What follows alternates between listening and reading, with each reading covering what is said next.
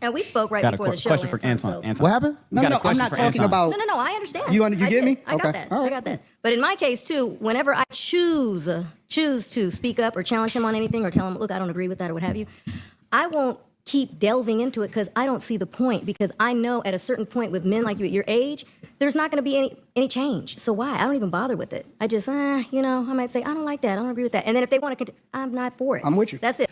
Step back and do what's right. That's what I would tell kids. That way I would be able to speak from the heart. So Not you're one of going those for do it. what I say, not what I No. Let me tell you what my translation of what that I- is. This is my translation. Can you tell us about your good conversation with Anton before the show started? It was more on a personal level, like me.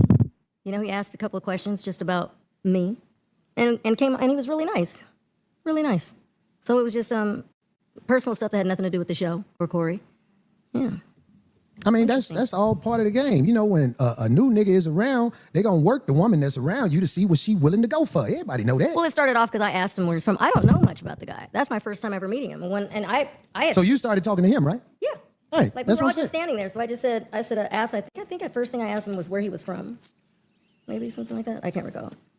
Right. It's okay. I expect when other people are around your people, if it's a woman around, the first thing they're gonna do is try to get a conversation with the woman. And then he thought, because I don't know if you know this, he thought he can speak on you with confidence by whatever you said to him. Are you aware of that?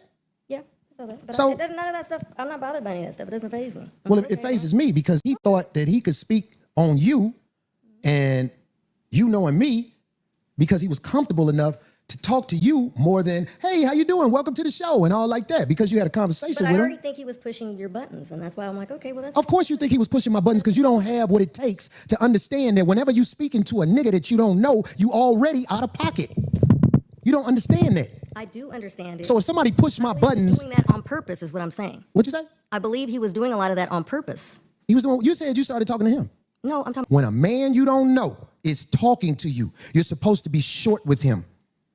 Especially if you represented in any way by another man, another company, or whatever.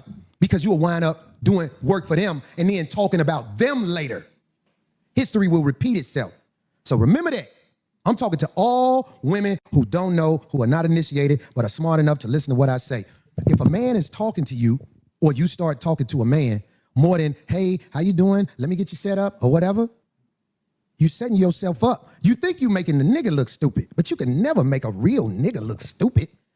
But yeah, men buttons can get pushed. That's how men wind up going to stores and beating up other niggas because motherfucking the broad was what she wasn't supposed to be.